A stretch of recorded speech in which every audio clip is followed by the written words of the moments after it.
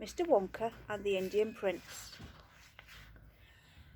Prince Pondicherry wrote a letter to Mr. Willy Wonka, said Grandpa Joe, and asked him to come all the way out to India and build him a colossal palace entirely out of chocolate. Did Mr. Willy Wonka do it, Grandpa? He did indeed. Winston's come to listen to the story. Can you hear him squeaking? And what a place it was! It had 100 rooms and everything that was made of either dark or light chocolate. The bricks were chocolate, and the cement holding them together was chocolate, and the windows were chocolate, and all the walls and ceilings were made of chocolate. So were the carpets, and the pictures, and the furniture, and the beds. And when you turned on the taps in the bathroom, hot chocolate came pouring out. When it was all finished, Mr. Wonka said to Prince Pondicherry, I warn you, though, it won't last very long, so you'd better start eating it right away. Nonsense, said the prince. I'm not going to eat my palace.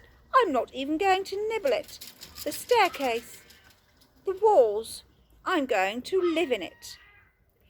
But Mr. Wonka was right, of course, because soon after this there came a very hot day with a boiling sun, and the whole palace began to melt. And then it sank slowly to the ground, and the crazy prince, who was dozing in the living room at the time, woke up to find himself swimming around in a huge, brown, sticky lake of chocolate. Little Charlie sat very still on the edge of the bed, staring at his grandfather. Charlie's face was bright, and his eyes were stretched so wide you could see the whites of his eyes. It's all really true, he asked, or are you pulling my leg? It's true, cried all four of the old people at once. Of course it's true. Anyone ask anyone you like.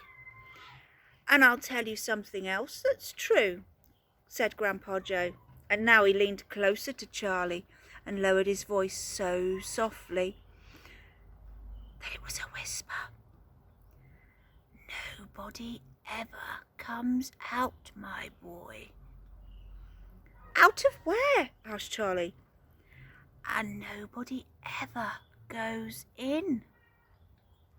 In where? Cried Charlie. Wonka's factory, of course. Grandpa, what do you mean?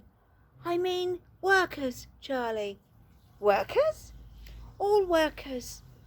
All factories, said Grandpa Joe, have workers streaming in and out of the gates in the mornings and evenings, except Wonka's.